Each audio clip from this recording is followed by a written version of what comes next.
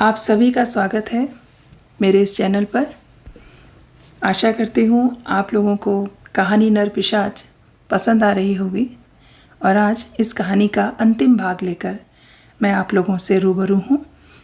उम्मीद करती हूँ आप अपनी प्रतिक्रियाएं कमेंट्स के माध्यम से अवश्य देंगे, मुझे प्रतीक्षा रहेगी। तो आइए अब सुनते हैं कहानी नर पिशाच का अंतिम भाग। अब वह कार इस टैक्सी को ओवरटेक करने ही वाली थी और ड्राइवर उन लड़कों की कार को अपनी टैक्सी से अंतिम ज़बरदस्त टक्कर मारने ही जा रहा था कि अचानक कार के पीछे की ओर से पुलिस के सायरन की आवाज़ सुनाई दी। आवाज़ सुनते ही अंकिता के भीतर खुशी के बुलबुले उठने लगे।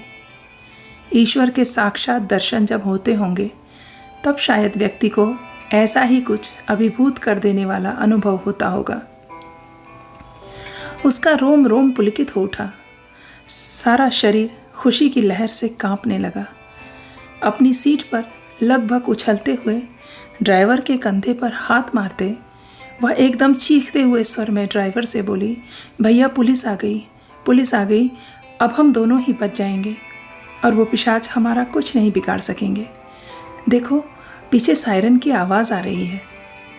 जिसे सुनकर सुरक्षित हो जाने की प्रसन्नता में ड्राइवर का ध्यान गति सीमा से छूटा और उसकी कार की गति कम हो गई। इसी बीच वो लड़के पुलिस के सायरन की आवाज़ सुनकर सरपट भाग निकले।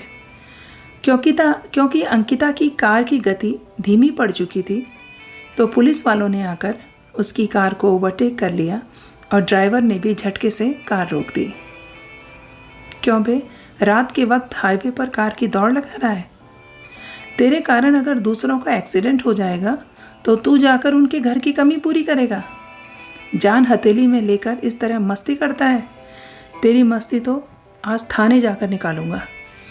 कहता हुआ थानेदार तेज़ी से ड्राइवर की ओर बढ़ा और ड्राइवर को थप्पड़ मारने को उद्यत हुआ ही था कि अंकिता कार से बाहर निकल आई और हाथ जोड़ते हुए पुलिस वाले से बोली, प्लीज़ इन्हें मत मारिए सर, ये तो मुझे बचाने के लिए कार इतना तेज़ चला रहे थे।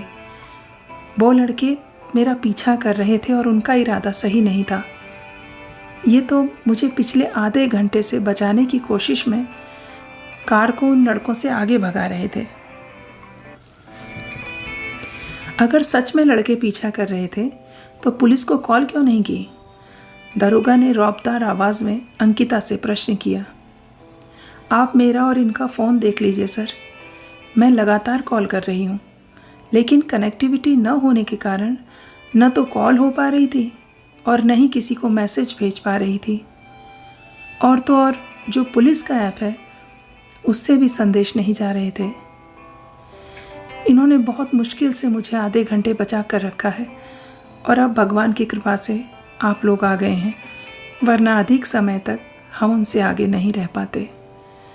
ईश्वर का बहुत बहुत धन्यवाद कि आप लोग यहाँ से गुजरे। अंकिता अति उत्सुकता में अपना और ड्राइवर दोनों का फ़ोन पुलिस वाले को दिखाने लगी। चलो ठीक है कि तुम लोग बच गए, वैसे तो हम किसी दूसरे काम से जा रहे थे, पर चलते चलते तुम्हारी भी सुरक्षा हो गई तो हमारा दायित्व पूरा हुआ। कहाँ जाना है तुमको और इतनी रात को तुम अकेले कहाँ जा रही हो? पुलिस वाले ने पूछा। सर, मेरे पिताजी को हार्ट अटैक आया है और माँ अकेले घबरा रही हैं और चाहती हैं कि उनके ऑपरेशन से पहले मैं वहाँ पहुँच जाऊँ। बस इसी वजह से मुझे इतनी रात को निकलना पड़ा और मैं बहुत बड़ी मुसीबत में फंस गई। अंकिता ने एक सांस में पुलिस वाले के सामने वस्तु स्थिति स्पष्ट कर दी। अच्छा, उन लड़कों की कार का नंबर तुम्हें याद है? पुलिस वाले ने प्रश्न किया। जी सर, याद है, कहते हुए अंकिता ने अपने पर्स से नोटबुक निकाली और उसमें कार का नंबर लिखकर इंस्पेक्टर को थमा दिया। ठीक है, इनसे तो हम बाद में निपट लेंगे। चलो अभी तुम्हें जहाँ जाना है वहाँ छोड़ देंगे। हो सकता है साले आगे कहीं छिपकर इंतज़ार कर रहे हों कि पुलिस की गाड़ी गुजरे और फिर से अपना रंग दिखाना शुरू कर दें। चलो, हाईवे ख़त्म होने तक हमारे साथ चलो। कहते हुए पुलिस वाला अपनी गाड़ी में बैठ गया और अंकिता और ड्राइवर टैक्सी में। पुलिस की सुरक्षा में अंकिता हाईवे पार करने लगी। हाईवे ख़त्म होते ही पुलिस की गाड़ी आगे बढ़ गई और अंकिता हॉस्पिटल की ओर बढ़ चली। हॉस्पिटल पहुंचते ही अंकिता सीधे अपनी माँ के पास गई। अंकिता को देखते ही माँ में जैसे नई जान आ गई। वे दौड़कर अंकिता से लिपट गई और रोने लगी। तू आ गई अंकिता, अब तेरे पापा को कुछ नहीं होगा। मैं तो तेरे बिना निर्णय ले ही नहीं पाई। तेरे बगैर मैं कुछ नहीं कर सकती। तेरे आते ही लग रहा है जैसे अब सब कुछ ठीक हो जाएगा। हमारी ही गलती है जो हमने तुझे यहाँ से आने जाने की इजाज़त नहीं दी। तेरा यहीं से ऑफिस जाने का निर्णय ठीक था। तेरे बिना हम लोग बिल्कुल अकेले हो गए हैं। आप चिंता मत करो मम्मी, भगवान ने चाहा तो पापा जल्द ही ठीक हो जाएंगे। यहाँ से ऑफिस आने जाने के मुद्दे पर बाद में बात करेंगे। यह वाक्य कहते हुए अभी कुछ देर पहले घटी सारी घटना उसकी नज़र के सामने से गुजर गई। तू जाकर डॉक्टर से मिलकर सारी बात पता कर ले और जो तुझे ठीक लगे वही कर। मैं क्या करूं? मैं पहले तेरे पापा पर निर्भर थी और आज वो बीमार हैं तो अब तुझ पर निर्भर हूं। मेरे लिए तू बेटी नहीं, तू मेरा बेटा है। मेरी बेटी लड़कों से कम थोड़ी है। माँ की इस बात को सुनते ही जैसे अंकिता परेशान हो उठी।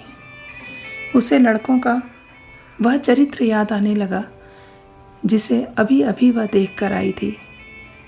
उसी दृश्य को याद करते हुए उसने बड़े निराशा भरे स्वर में अपनी माँ से कहा, मम्मी आप गलत कह रही हैं।